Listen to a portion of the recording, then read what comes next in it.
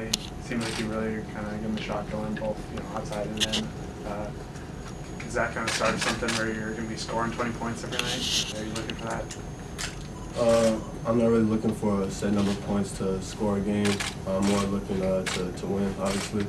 And it's easy for me to get open shots and make shots like that when the guys on my team are rolling like they were today.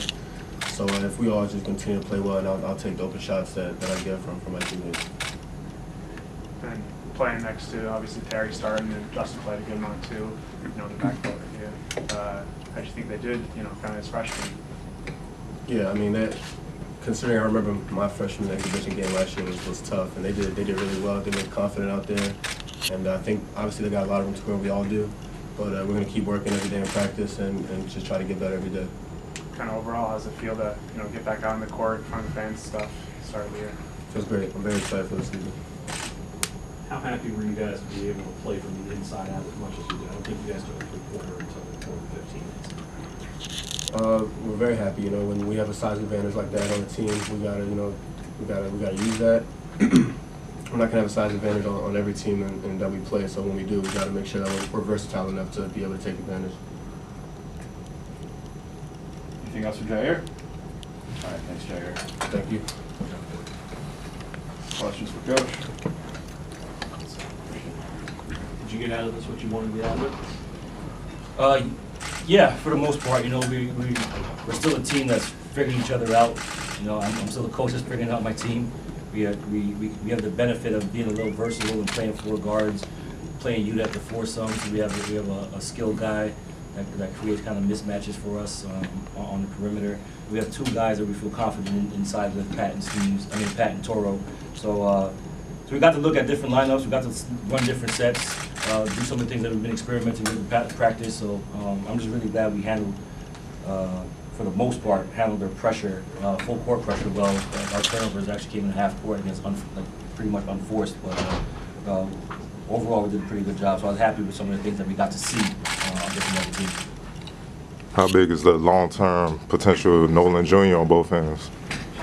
I think you guys saw some flashes. He's going to be really talented, and he's a very intelligent basketball player. You don't always get that from a freshman. He as he becomes a better shooter and a better ball handler, as his game increases and his body matures, I think he's going to be a monster in this league. But he has a long ways to go. He's obviously has a great base, a great foundation. He's extremely talented. He's a humble kid. He's a hard-working kid. He's the kind of guy that's going to be successful if he continues to progress, continues to work, continues to grow. But he already has a pretty good base. But very happy with him thus far, on and off the court. He's been tremendous for our culture, and happy to have him. After you kind of brought it into it in the first half there, you guys seem to, not really allow them to get any runs and stuff, especially in the second half. I just think kind of the defense did in terms of what you're looking for. Good for the most part. That's a talented team. They went to the national title game last year, and they returned some key guys from that team. Jolly is a heck of a guard. He's tough to guard. We obviously threw Utah on him. I think that benefited us because I think in the first half he was 0 for 7. We knew his length would bother him some, being a smaller guard. But the runs that they went on, especially that run in the first half, was I think a lot of it due to fatigue. We made some tired mistakes, transition defense. I always tell our guys that the first thing to go when we get tired is our concentration, our focus, and our ability to lock in and find our man and all that kind of stuff. And a team like that who's confident, coming in here with nothing to lose, they're gonna hit shots and take advantage of that. And that's exactly what they did. And they're a talented team. They should do that because we did lose focus a little bit in that little stretch. But as soon as we made some substitutions, made some adjustments in our ball screen coverage, and then finally made some of our bunnies that we had missed that led to that 9-0 run. Once we kind of settled down and locked in, I thought we did a better job of kind of weathering the storm a little bit. Did you like helping the younger Missoula brother get the better half of the game? Oh yeah, man. You know what? I was so happy to give him that opportunity. You know what I mean? My senior year, I got to play my brother, Chris Joseph, at Syracuse in the NCAA tournament in the first round. And that's a memory that my family had for the rest of our lives. We got pictures in the house. My mom has pictures everywhere from that game. Obviously, with them, with their age gap being 10 years, they would never get to play each other in college. But this is an opportunity that I thought would be pretty cool for their family, something that they remember for a long time. you know, Joe was really appreciative of the opportunity. He said it over and over again. Mizzou was really appreciative. He had about 40 or 50 people from Rhode Island in the building today, and that's something that, you know, basketball aside, he'll remember for the rest of his life. You know, years from now, he won't remember the score of this game, how many points he scored. He'll remember beating his big brother, you know, in the college basketball game. That's what it's about for me. I'm happy that his family gets this memory. Coach, you said you saw a lot of good things from the team today, but what do you think after today you think that they can kind of work on heading into next week's game? Turning the ball over. You know, we had some unforced ones. You would think with a team that applies the kind of pressure that Fairmont State does, you would get the turnovers in the backcourt based on them trapping and rotating and all that, but we had some turnovers that were just kind of wacky. You know, Utah had one trying to make a Magic Johnson type pass. Jair threw a pocket pass right over Turtle's head.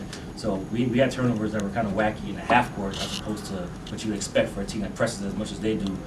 So we got to clean that up.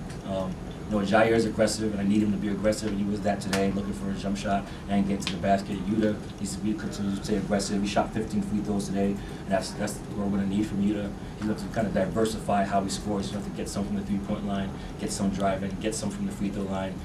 He's not a guy that can just score one way, so it works for our benefit of him being so versatile. So we did some good things, but turning the ball over. There's some timing things on our plays that we completely screwed up. There were some screens that we missed. There were some cuts that we missed. You know, from outside looking in, you guys probably won't see the little details that our guys missed, but there are quite a few of them. So we did a good job for the most part, but we have a lot of things to clean up, and we will. We'll get to practice this week, and we have a big game coming up in our home opener against Howard that we're really excited about, and then we'll continue to clean it up. But win or lose, my thing is always consistent. We're always going to grow. We're always going to get better. We're always going to stay positive. We're always going to continue to build the culture. And that's huge. We took a step in the right direction today. Okay, thanks, guys. Thanks, Coach. Thanks.